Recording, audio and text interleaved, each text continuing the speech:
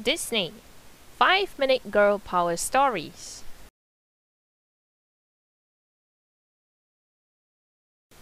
Disney Moana. A day with Moana.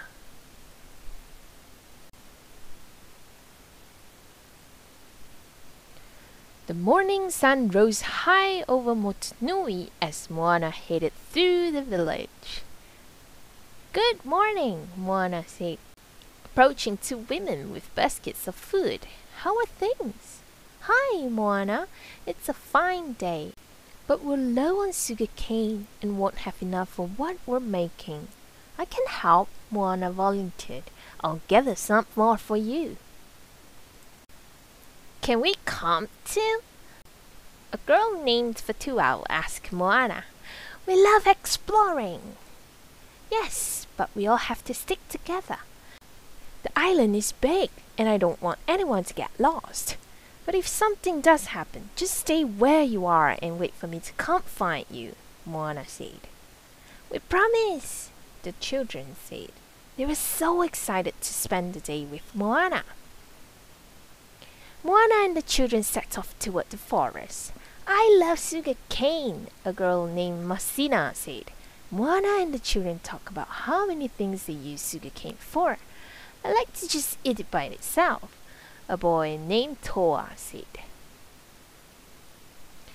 The forest was full of giant trees, colorful plants and rocks and boulders of all sizes. Without any clear paths to walk along, it was obvious why Moana had told them to stick together. Moana looked for visual signs to help her find her way. "See, that rock over there looks a little like Pua," Moana said. The kids loved Pua and could picture him as if he were right there. Moana pulled aside some thick green vines, revealing a large grove of coconut trees. "Can we stop for a snack?" Lao Mei asked. "That's just what I was thinking," Moana replied. Lao Mei and Toa scrambled up a tree.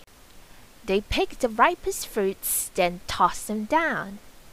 After they broke open the coconuts against a rock, they devoured the white meat and drank the sweet water inside. It was a refreshing break.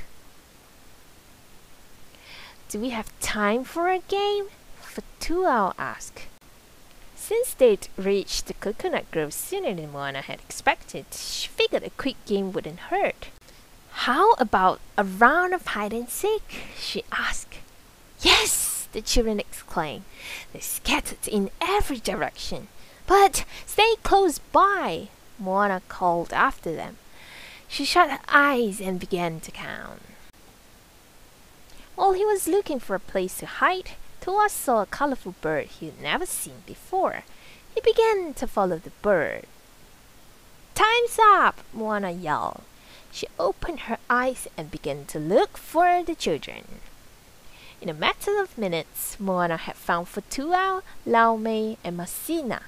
That meant only Toa was left, but no matter where she looked, Moana couldn't find him. "Good job, Toa! You found the best hiding spot. You can come out now," Moana said. When he didn't appear, Moana was worried he was lost. Meanwhile, Toa had followed the colorful bird all the way back to its nest. He turned around to show his friends, but realized he was all alone. He started to worry, but he remembered what Moana had said earlier, and he sat down and waited for her to find him. Moana and the other children went back through the vines toward the Pua-shaped rock.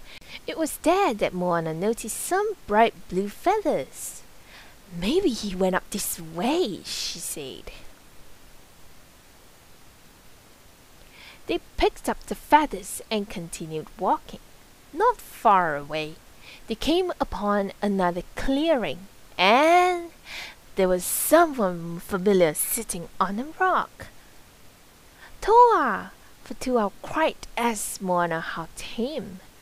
They were relieved to see her safe and sound. "I'm sorry," he said. I didn't mean to go off so far. I was following that bird, and it ended up here." He pointed to a nest in a tree hollow. Moana looked up to see a bird with several baby chicks. Toa had stumbled upon a mother bird as she was returning to her family. "Well, it looks like everyone is back together again," Moana said, smiling. "Look over there," directed Fatuau. "That's the tallest grass I've ever seen," added Masina. Moana followed the girls and couldn't believe her eyes. Thanks to their unexpected detour, they had found a shortcut to the sugarcane field. "This is exactly what we're looking for," Moana cheered. She broke off pieces of the sugarcane stalks and passed them to the children, who arranged them in piles.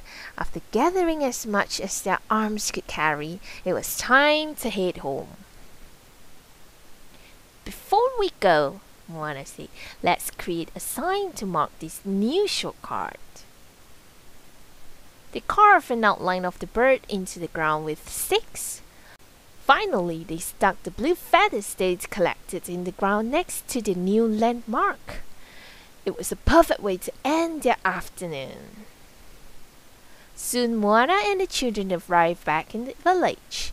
Moana gave the basket of sugarcane to the women, who were delighted to see the bright, juicy stalks.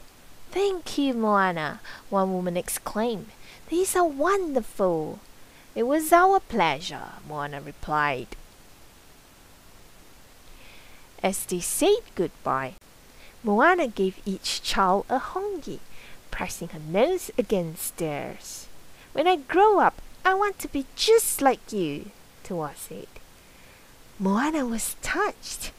As Grandma Tala says, you can be whatever your heart tells you. Moana smiled all the way home. Her heart felt as full as the basket of sugar cane.